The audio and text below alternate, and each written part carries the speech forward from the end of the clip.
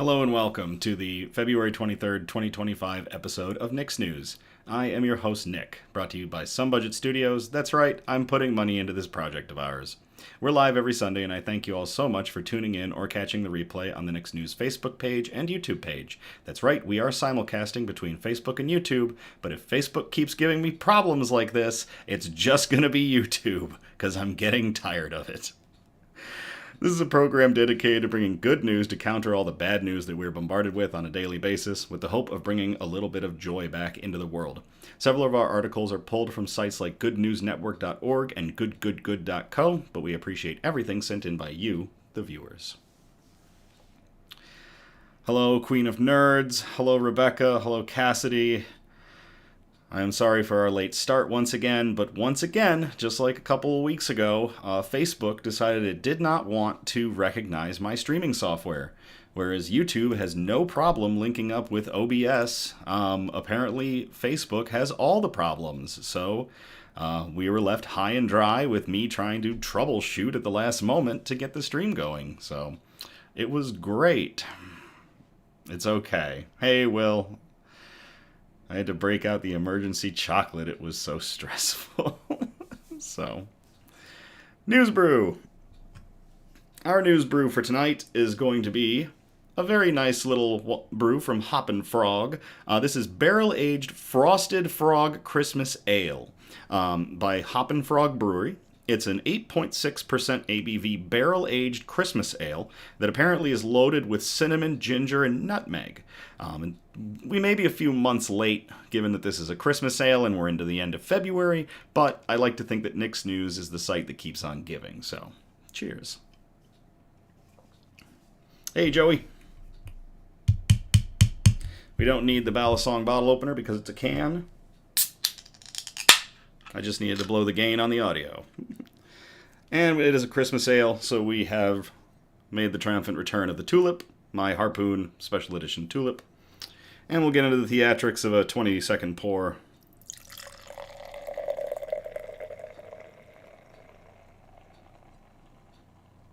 Beautiful Belgian ale colors. Kind of just like a toffee brown. A lot of head.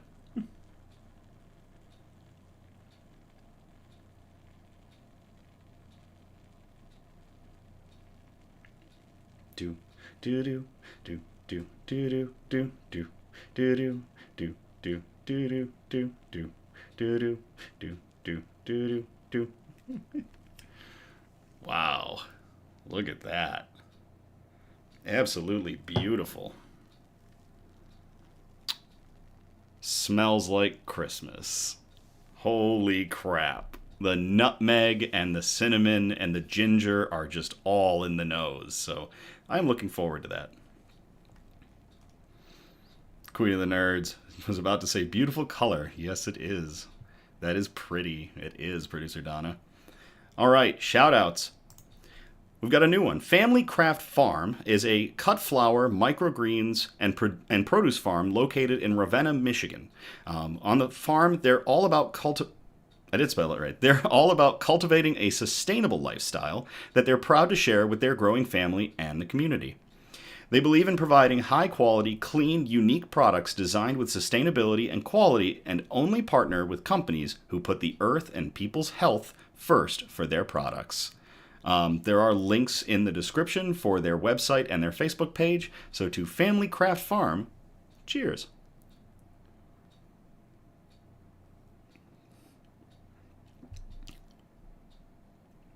That is a solid Christmas beer. Facebook subtitles is having fun with my song. I can't wait to watch that in the replay.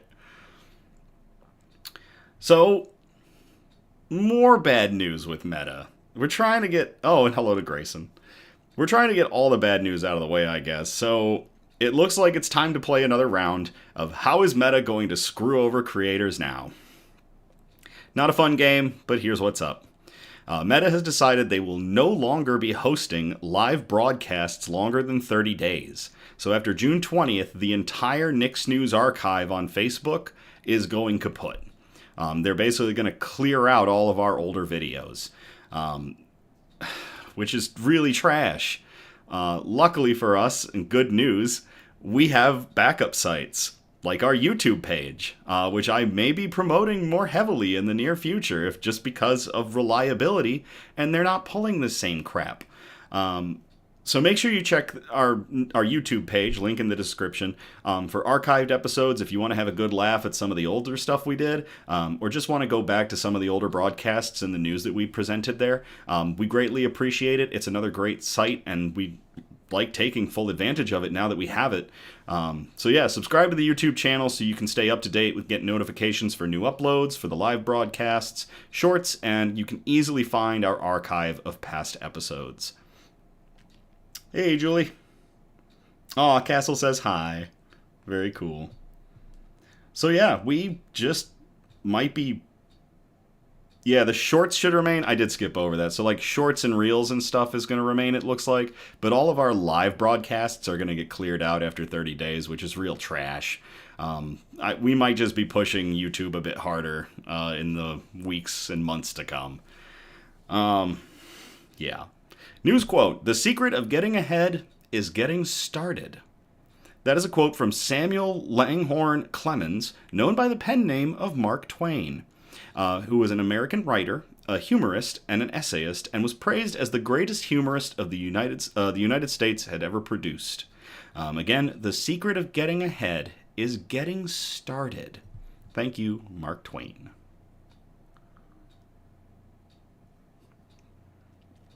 Julie on Facebook, sigh, we can't have nice things. No, we really can't, and it is annoying. Bug update, again.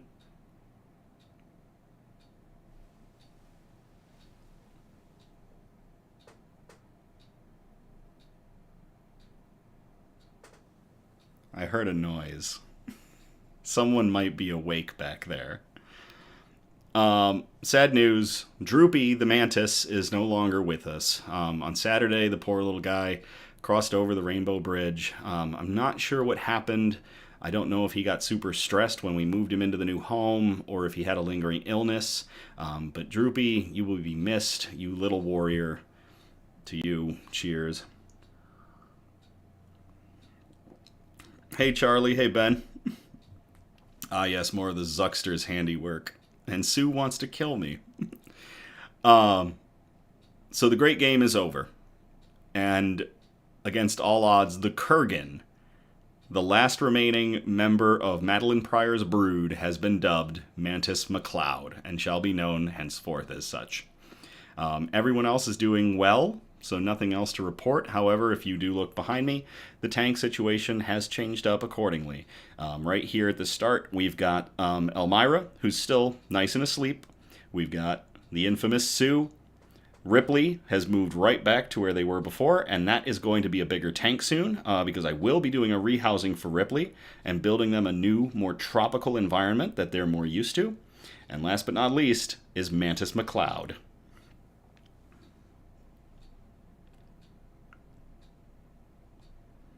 Hi, Kendra. So, apparently the warnings didn't go off right because Facebook was garbage.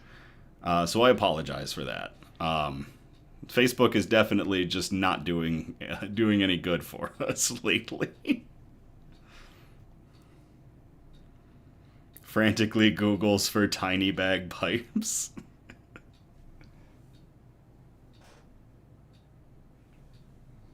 I really heavily misted the tanks, so it's hard to see if he's crawling around in there, but I'm sure he'll make his grand entrance and start banging on the glass soon if he is really out and about.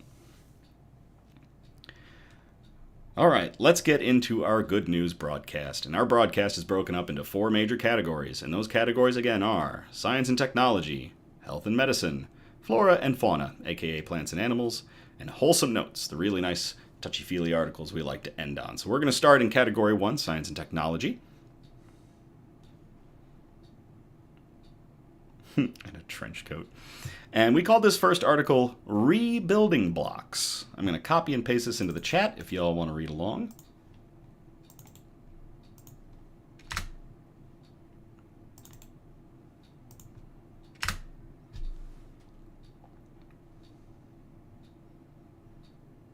dog-sized kilt and a tiny sword. Fantastic. Innovative machine recycles rubble into bricks to build homes for displaced Ukrainians. This was posted to goodgoodgood.co on February 21st, 2025 by Cameron Baker. Since Russia first invaded Ukraine in 2023, millions of people have been displaced from their homes, with buildings destroyed and an estimated 3.6 million people still internally displaced from their permanent residences. Keeping them safe and housed is a major challenge. Australia-based nonprofit Mobile Crisis Construction, MCC, has stepped in to help rebuild. MCC sets up mobile block factories in disaster and war zones, which help accelerate building and help people return to safety and normalcy. In these factories, a mill crushes up rubble like old walls, glass, and debris and presses it into recycled interlinking blocks, reminiscent of a colorful Lego brick. In fact, MCC calls them Lego bricks.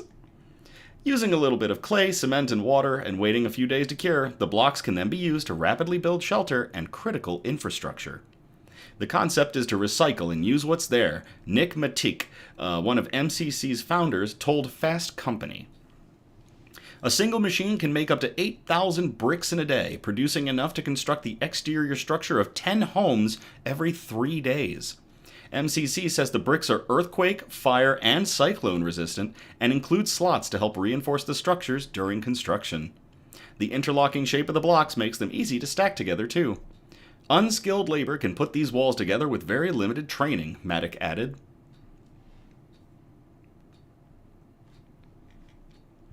Matic's background in crisis response, paired with co-founder Blake Stacy's engineering savvy, made them a perfect match. And when they realized the war in Ukraine would require creative long-term support, they knew they had something special on their hands. You should do what you can in life, Stacy said in a video for the organization. Making bricks and building walls. That's my thing. If you're a doctor, you do your thing. But for me, I make bricks, so that's my thing. Each machine costs about $70,000 to $80,000 to build, and the ongoing war garnered the support needed to get their operation up and running. One of their mobile factories is set up in a shipping container outside of Kyiv, with a small generator running operations, even when the power grid is down in the area. Through a collaboration with a local nonprofit, the project has helped to rebuild several townhouses. In the summer of 2024, MCC announced a second mobile factory was headed to Ukraine as well. It's very simple construction, all in a row, Matic told Fast Company. It's sort of a test case. There's no upper limit on how much Ukraine needs. MCC hopes their technology proves to be replicable in other areas recovering from disaster. The UN might send in food, water, and temporary shelters, Matic said, and then we could have our machines roll in as a second phase response to rebuild the area. That is really cool. To mobile crisis construction for going out to Ukraine and constructing new homes and shelters for the displaced population with their Lego bricks. Cheers.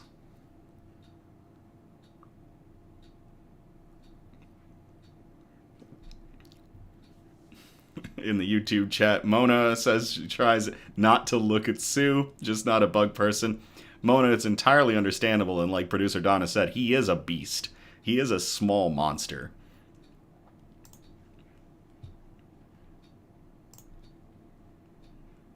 All right, that's going to get us out of science and technology. We're going to move on to health and medicine. And our first article here for health and medicine is a good one. It was sent in by Eliza, and it is a Fuck Cancer article. So thank you, Eliza, for sending this in. I will copy and paste this into the chat if y'all want to read along.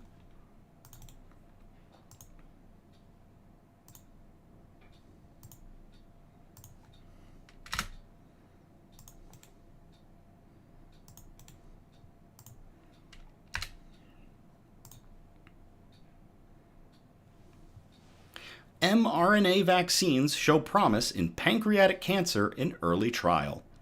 This was posted to NBC News. It was posted on February 19th of 2025 by Caitlin Sullivan. Personalized mRNA vaccines show promise as pancreatic cancer treatment, a phase 1 clinical trial published Wednesday in Nature found. Fewer than 13% of people diagnosed with pancreatic cancer live for more than 5 years, making it one of the deadliest types of cancer. That is in part because around 90% of cases are diagnosed when the disease is already advanced. Pancreatic cancer cells also spread to other parts of the body much earlier on than in other cancers, which typically spread only when the original tumors are large. The disease typically doesn't cause symptoms until later stages, and there isn't a routine screening for this cancer, such as a mammogram or a colonoscopy. Once it's detected, there are few effective treatments. Although we have made significant progress in improving outcomes in many of the other cancers with newer waves of cancer treatments, these have not had much of an impact in pancreatic cancer, said Dr. Vinod Balachandran, director of the Olayan Center for Cancer Vaccines at Memorial Sloan Kettering Cancer Center, who led the trial. Survival rate has remained about 10% despite our best current treatments. That highlights the desperate need for more options, he said. Before mRNA vaccines became widely used for COVID, researchers had already been developing the technology for cancer treatment, and we've talked about a few of them on previous Nick's News episodes. This version of the vaccine teaches a person's immune system to recognize and attack tumors, turning the immune system into a cancer-fighting machine. mRNA technology is currently being explored for melanoma and colorectal cancer and other solid tumors. To be effective, mRNA cancer vaccines have to produce a lot of T cells, a type of immune cell that protects the body against invaders. These T cells also need to last a long time in cancer patients and retain their ability to detect and fight off cancer cells. While this is a relatively straightforward feat when it comes to viruses, teaching a person's T cells to fight non-foreign cells that their body itself made is much more difficult. For pancreatic cancer, the task is monumental. For a vaccine to teach the body to recognize tumors, there have to be targets on those tumor cells that are unique, meaning they don't appear elsewhere in the body. Since tumors are created from mutations, these mutations, expressed as proteins on the surface of the cancer cells, serve as the targets. Pancreatic cancers typically do not have many targets to choose from. It's been a widespread belief that this lack of mutations, which serve as targets for an mRNA cancer vaccine, would make pancreatic cancer a poor choice for the therapy. But the new study showed that the assumption may be wrong. The trial was a longer follow-up to an initial 2023 trial that first tested the efficacy of the vaccines in a subset of people with pancreatic cancer. Phase 1 clinical trials are very early stages of research and are meant to determine whether a certain treatment is safe and shows promise of efficacy. The new trial included 16 patients with operable pancreatic cancer, meaning a surgeon can remove the tumors. This is a relatively rare occurrence in pancreatic cancer. Only about 20% of pancreatic cancers are operable, which is the only treatment that can stop this type of cancer. Chemotherapy, radiation, and immunotherapies can shrink tumors or keep them from growing, but are not considered cures. In an even smaller percentage of people, surgery is possible without first shrinking the tumors with chemotherapy, Wolpin said. The cancer returns about half the time. Balachandran and his team followed the 16 patients in the trial for up to 4 years. The participants first had their tumors removed sometime between 2019 and 2021. Then the team used genetic material from each person's tumors to design personalized mRNA vaccines they hoped would teach the patient's immune systems to attack their cancer cells. In addition to the vaccine, all 16 people were also treated with the current standard of care: surgery, chemotherapy, and immunotherapy drugs like atezolizumab. Atezolizumab. Say that 5 times fast. Half of the people in the study, 8 of the participants, responded to the vaccine, producing T cells that targeted their tumors. The other half didn't respond to the vaccine. One of the most important aspects of using a person's immune system to fight their cancer is ensuring their response, in this case, the cancer-fighting T cells, have longevity. That way, they stay in the body, fighting off cancer cells that pop up, rather than only working for a short amount of time. In the people in the trial who did mount a response, the vaccine would give their cancer-fighting T cells an average lifespan of nearly 8 years, the researchers estimated. They believe that about 20% of the T cells could potentially survive and function for decades. The longer the T cells survive, the better to protect against the cancer's return.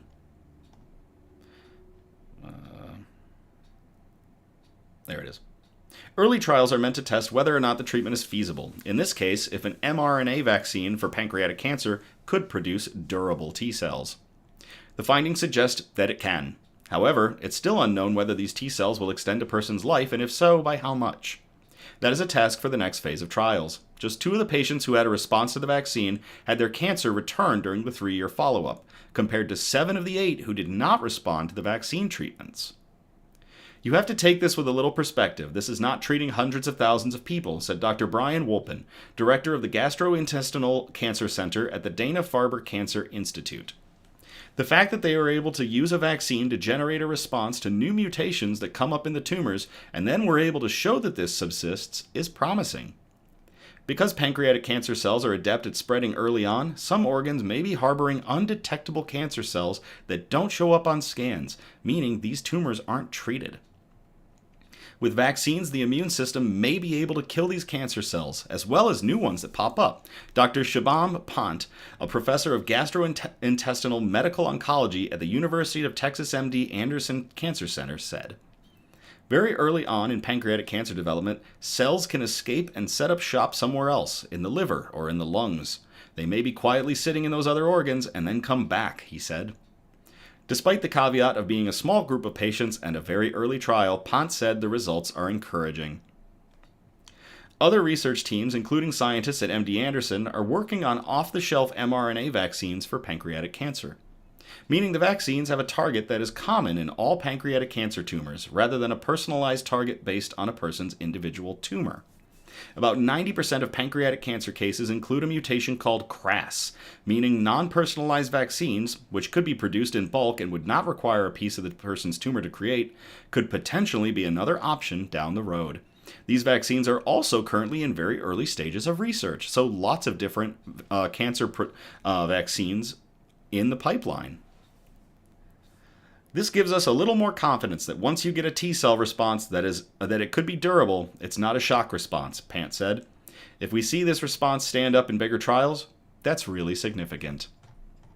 That is really cool. To everybody working on an mRNA pancreatic cancer cell vaccine, and to Eliza for sending in this article. Cheers.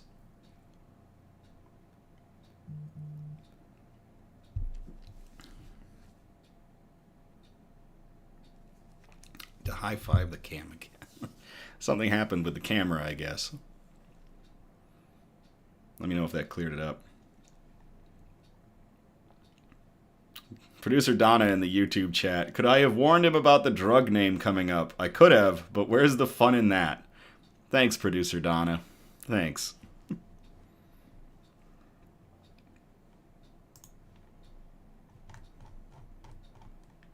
Oh, let me find the top of that section. Double check some stuff real quick.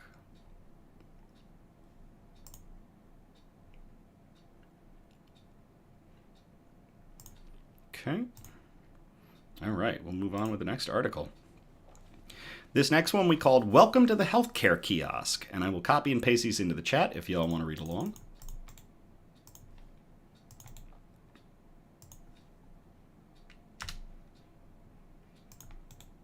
Nope, didn't work.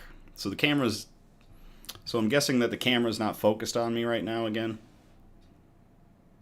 Looks like it just snapped to me again. I'm going to keep working on it, and let me do that one more time. I saw it snap. We're still trying to figure out what it's targeting. I might have to go in and take off autofocus and just have it focus. Which is an option, but we're still playing around with our new tech a few months in here. All right. Looks like I've got those pasted. High-tech healthcare phone booth provides street-side care to homeless people in need. This was posted to goodgoodgood.co on February 19th, 2025 by Cameron Baker. If I am showing up as fuzzy to anybody in YouTube or Facebook, let me know. Or let me know what you think of our camera quality. It's weird. I'm just fuzzy. I mean, I am a fuzzy person. I have a fuzzy personality. So just let me know how it's looking in the chats while we get into this article. In Tampa, Florida, those needing healthcare might be able to ditch the crinkly paper on an exam table and opt for something a bit more futuristic. YouTube is much better. Man, YouTube, the winner. Strange. OnMed, a hybrid healthcare company, is rolling out its care stations in cities across the country, including Tampa. Looks fine on my end. Okay, thank you, Cassidy, for that update. We'll just keep on rolling. These indoor structures are referred to as a clinic in a box and can be installed anywhere where there is a power outlet. Each station, which resembles a large phone booth or covered bus station, is an 8 by 11 foot pod that includes thermal imaging, medical devices, and a camera to speak with a telehealth provider. The idea is to allow people to have real-time consultations with licensed healthcare providers via video chat, while still including the comprehensive vital exams of a traditional in-person doctor's visit. Tampa General Hospital partnered with the city and Catholic Charities Diocese of St. Petersburg to bring an OnMed care station to Tampa Hope, the first homeless shelter in the country to offer this kind of care to its 235 residents. Between the high cost of services and struggles to find transportation, getting to the doctor can be a real problem for our homeless community, Tampa Mayor Jane Castor said in a statement. These care stations allow Tampa Hope residents to achieve quality care without having to travel. The interior of each station resembles a small doctor's office, but instead of a nurse in scrubs, visitors are greeted with a screen.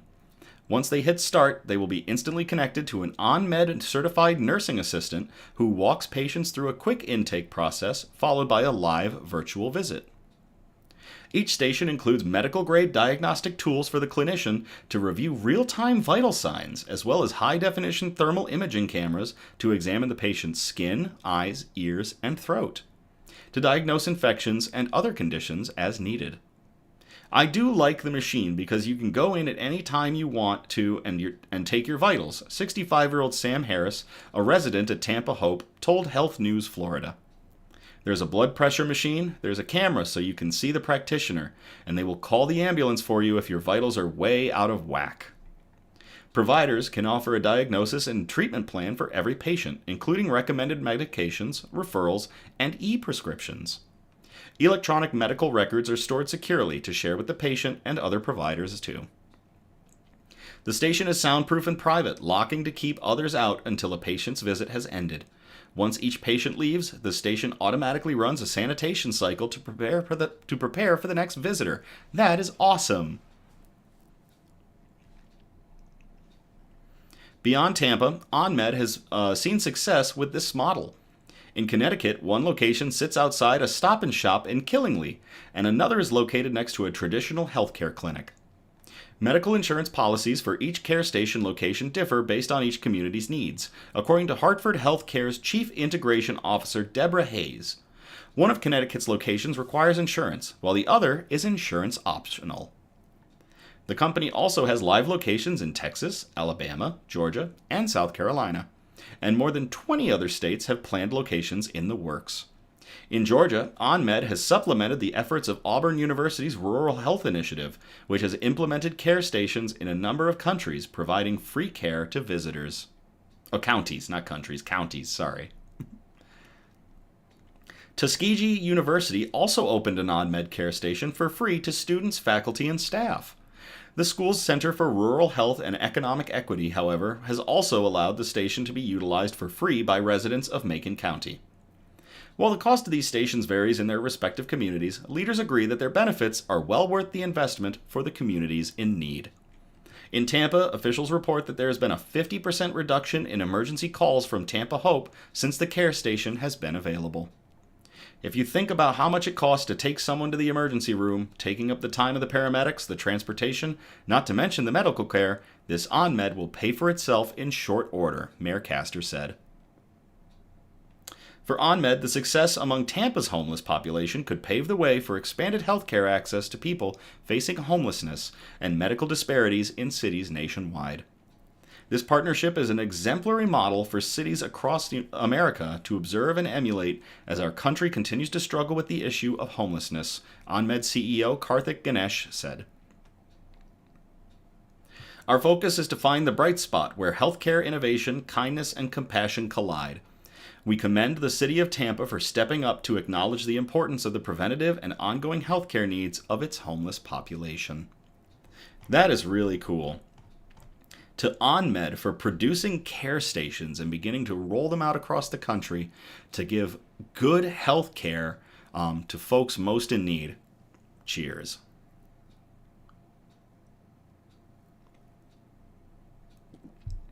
And that's another good one. Producer Donna says, so cool, especially for people who work when doctors' offices are traditionally open.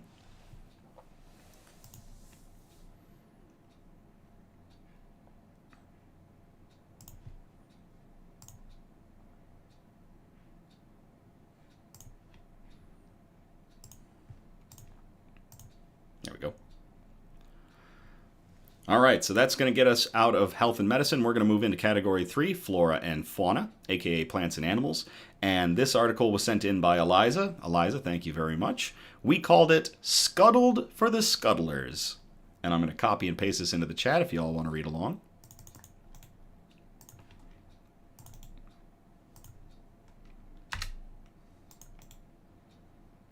That's another big one. You wouldn't have to take a day off of work just to refill meds prescriptions. Historic ocean liner departs Philadelphia on voyage to become the world's largest artificial reef. This was posted to the to AP News, and it was posted on February 19th of 2025 by Bruce Shipkowski, which there's some irony in there given it's a ship article, but let's get in. The historic aging ocean liner that a Florida county plans to turn into the world's largest artificial reef departed from South Philadelphia's Delaware River waterfront on Wednesday, marking the opening segment of its final voyage. The SS United States, a 1,000-foot vessel that shattered the transatlantic speed record on its maiden voyage in 1952, is being towed to Mobile, Alabama for planned prep work before officials eventually sink it off of Florida's Gulf Coast. The move comes about 4 months after the conservancy that oversees the ship and its landlord resolved a years-old rent dispute. Officials initially planned to move the vessel last November, but that was delayed due to concerns from the U.S. Coast Guard that the ship wasn't stable enough to make the trip. Officials in Okaloosa County on Florida's coastal panhandle hope it will become a barnacle-encrusted standout among the county's more than 500 artificial reefs, and a signature diving attraction that could generate millions of dollars annually in local tourism spending for scuba shops, charter fishing boats, and hotels. Officials have said the deal to buy the ship could eventually cost more than $10 million. The lengthy process of cleaning, transporting, and sinking the vessel is expected to take at least 1.5 years. The SS United States was once considered a beacon of American engineering, doubling as a military vessel that could carry thousands of troops. Its maiden voyage broke the transatlantic speed record in both directions when it reached an average speed of 36 knots, or just over 41 miles per hour, or 66 kilometers per hour, if you haven't landed people on the moon. The Associated Press reported from aboard the ship. The ship crossed the Atlantic Ocean in 3 days, 10 hours, and 40 minutes, besting the RMS Queen Mary's time by 10 hours. To this day, the SS United States holds the transatlantic speed record for an ocean liner. That's awesome. The ship will forever symbolize our nation's strength, innovation, and resilience, said Susan Gibbs, president of the SS United States Conservancy and granddaughter of the naval architect who designed the vessel. We wish her fair winds and following seas on her historic journey to her new home. The SS United States became a reserve ship in 1969 and later bounced to various private owners who hoped to redevelop it. But they eventually found their plans too expensive or poorly timed, leaving the vessel looming for years on South Philadelphia's Delaware River waterfront. And about in a year and a half, it will now become the largest artificial reef in the world. So, to everybody involved with getting the SS United States, a 1,000-foot vessel that set the new record for transatlantic speed, to its final resting place to become an artificial reef, and to Eliza for sending in that article. Cheers.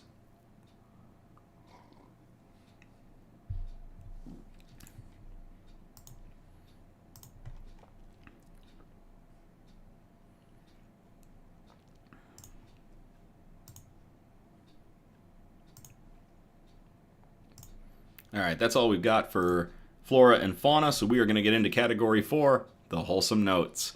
And this first one was sent in to us by Charlie. So, Charlie, thank you very much. We called it Running for Resources. And I'm going to copy and paste this in the chat if y'all want to read along.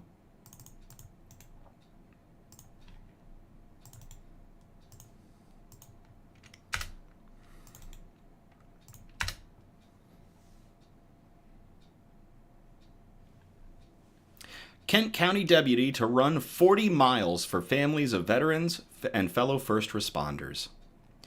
This was posted to Fox 17 West Michigan News on February 23rd, 2020. Wait a second.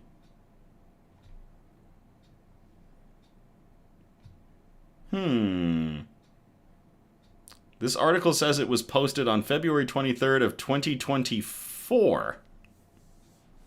We might need to double check this article. I'm pretty sure this article is up to date, and that's just wrong, but interesting. It was written by Darren Bauer. Let me see. Hey, camera. Hey, camera. There we go. Deputy Matt Garbarino with the Kent County Sheriff's Office loves to run. Excuse me. He also loves supporting families of fallen service members and first responders. So, to raise awareness, he decided to run 40 miles from Grand Haven to Cascade Township for his cause. I'm running for Folds of Honor, Deputy Garbarino told Fox 17. Folds of Honor is a nonprofit that provides scholarships for children of service members and first responders who are killed in the line of duty. Charlie in the YouTube or in the Facebook chat, he definitely ran this past weekend though, so that's interesting. Huh? Well, I mean, good on him. So we're keeping this up to date then. They were posting about it in Grand Haven Informed. Nice. Let's see. I'll reread that part. Folds of Honor is a nonprofit that provides scholarships for children of service members and first responders who are killed in the line of duty. He ran along Lake Michigan Drive Friday with an American flag on his shoulder, knowing that his endurance will be worth it. I've done charity runs in the past to raise awareness and money. They're doing a gala Saturday to raise money for the Michigan Folds of Honor chapter. So I said, how about I tie endurance running into doing something to raise awareness for this, he explained. Running 40 miles in one day is hard, but he says he likes the challenge. I'm 55 years old, so I actually have arthritis in both knees, which is that's why I'm wearing these sleeves on my knees right here. But you know, one part of it is you gotta move. You gotta get the body moving, and I also believe in challenging myself, he added. While running, Garbarino says he thinks about his son, who soon will be a naval officer. I think about him and every family who have to do the same thing. God forbid they don't come home. For me, my son, who is in the Navy ROTC, he'll be commissioning as an officer. He's looking to be in aviation. You start now realizing the commitment, the sacrifice, and the risk, he said. I look up to him. He's my rock, you know, watching him wake up at 4 or 5 in the morning every single day, putting in the miles during the training, icing the legs, and nutrition, hydration. It's a lot of work. He's put in the time to get here and do it, his son, Matt Garbarino Jr., added.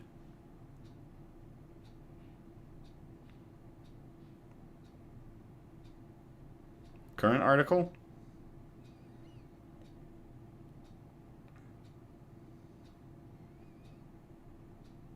Current article. Did you send me the current article?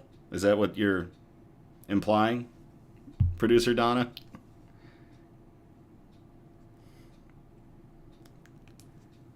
Did you post it somewhere? Because if you send it to me on Discord, I have the Discord closed. Link above.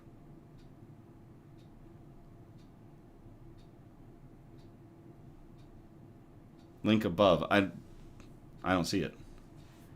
Something's wrong.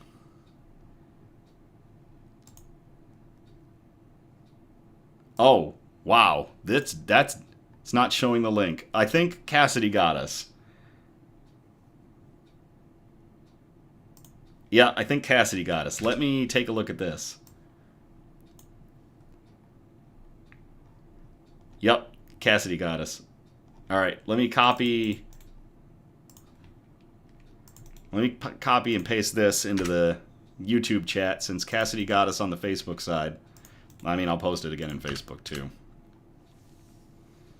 Thank you very much, Cassidy and producer Donna, for that catch. This one was posted to woodtv.com 2 days ago, so on the 21st. Father-son duo run 30 miles for Folds of Honor. For the second year in a row, Reserve Kent County Sheriff's Deputy Matt Garbarino is running to raise money for Folds of Honor.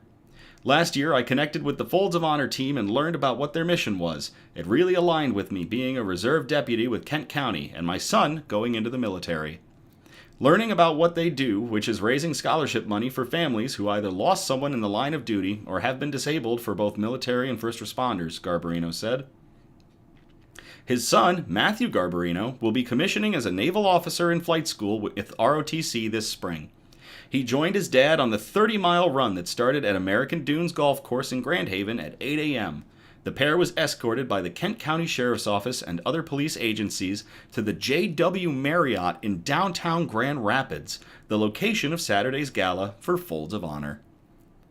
I'm really inspired that my son can come back from school and join me for this to support what I'm doing and actually come out and run some of this with me, Matt Garbarino said.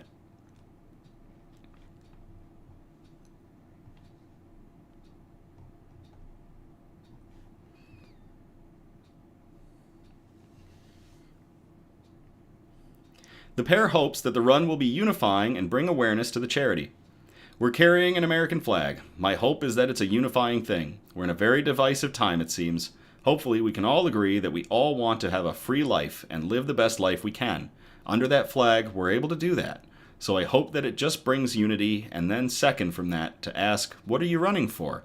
So we can talk about the Folds of Honor charity and what that's about, Matt Garbarino said. Saturday's gala fundraiser featured Medal of Honor recipient SP5 James McClugan, and a scholarship recipient. The tickets are still available for the gala and could be purchased. A silent auction was also being held. That is cool. Thank you both for the catch. We've also got the MSN one. I don't think I'm going to read it again. Okay, it looks like this is just... Oh yeah, this is all the same text from the Wood TV article. So let me open that up again so I get the names right.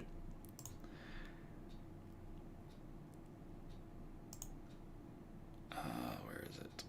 There it is. To Deputy Matt Garbarino and his son, and to Eliza and Cassidy and producer Donna for getting us those articles, and to Folds of Honor, cheers. Not Eliza, Charlie. Charlie, I'm so sorry. I don't know why it said Eliza. I apologize. Man, I'm all over the place. That darn start we had got me all frazzled. All right. Cheers. Last article of the night. We called it, Don't Be a Dick. Tip Your Driver. And I'm going to copy and paste this into the chats if y'all want to read along. Many of you might have heard about this. I know it went viral.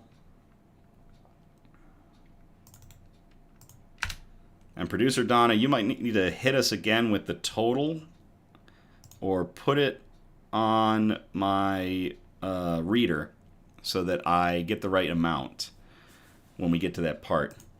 A pizza driver got a $2 tip in a snowstorm. So people raised thousands for him. This was posted on today.com, and it was on February 3rd, 2025 by Joseph Lamore. A pizza driver's meager tip has snowballed into something much bigger. On January 11th, Lieutenant Richard Craig posted a video to TikTok, where he is known as Officer Craig, showing his interaction with Connor Stefanoff, a 20-year-old delivery driver for Rockstar Pizza in Brownsburg, Indiana. The video, which starts by showing blizzardy conditions on a snow-covered street, highlighted the employee's work ethic in the inclement weather. "You delivering a pizza, bro? Craig asks Stefanoff, who replies in the affirmative. The delivery man trudges through the snow in sneakers and sweatpants. Stefanoff points to the distance, down a snowy hill, to indicate where he had to park and walk from. Did you get a good tip? Craig asked Stefanoff. $2, Stefanoff replied. Are you kidding me? Craig said. Man, cold-blooded. $2? Look at this man. This man walked through hell and high water to deliver a pizza. Stefanoff tells Craig that the full tip for the $40 pizza order was $2.15, then continues on his way up the hill to serve his customer. In a follow-up video, Craig says he couldn't let Stefanoff go without contributing to his tip with the money he had on him, $15. Because that's the right thing to do, Craig says before showing viewers the large houses in the neighborhood. It's not like these people didn't have the money to tip that young man. Absolutely insane. Do better, folks. The comment section was incensed at the tiny tip that Stefanoff got in return for his efforts. A neighborhood like that tipping $2, wrote one user on TikTok. If you're coming out in the snow for me, I'm giving you at least a $20 tip for one pizza. Seriously, unacceptable to tip $2 for delivery even if it's sunny and 80 degrees, commented another. It was terrible, Stefanoff, who lives with his grandmother and borrows her car to deliver pizza, tells Today.com. There was no grip on the roads at all, and it was cold and snowing, nonstop. But he says not delivering the pizza didn't even occur to him that day, regardless of the tip.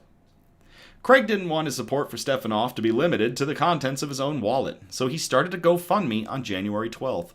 Support Rockstar Pizza Driver's dedication, hoping to raise a few $100s for the pizza driver. Rockstar Pizza also commended Stefanoff in a Facebook post and shared the fundraising link. Its owner also wrote a clarifying note. At no point did we force anyone to come to work or deliver. There is no pressure or implication that there will be repercussions for not coming to work due to the weather. If I could raise $500 for this kid, that's enough to make me forget some of the bad things that people had done, you know? Craig tells Today.com. The next day I checked it at like 2 o'clock, and it was at about $1,500. I'm like, holy shit, I was just blown away. In the 3 weeks since Craig started the GoFundMe, it has raised over $41,000 from nearly 2,000 donations. And I believe producer Donna is going to post for me what the current total is. $45,215.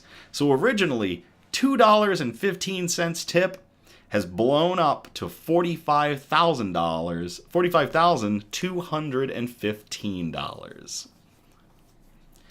I found out around Sunday morning, Stefanoff says, adding that when his grandmother told him about the fundraiser, he didn't think much of it until he saw the donations racking up. I was like, oh, this is real. Stefanoff says he plans on buying a car with the money so he doesn't have to use his grandmother's, and he hopes to help with her bills too. If I still got some left over, hopefully college, Stefanoff says, adding that he wants to major in either history or business. Reflecting on the outpouring of support for Stefanoff, Craig says good things come to good people who do the right thing. To Lieutenant Richard Craig for starting the GoFundMe for Connor Stefanoff, who works for Rockstar Pizza. Man, y'all are both heroes. Cheers. Link to the GoFundMe is in the description. That's crazy.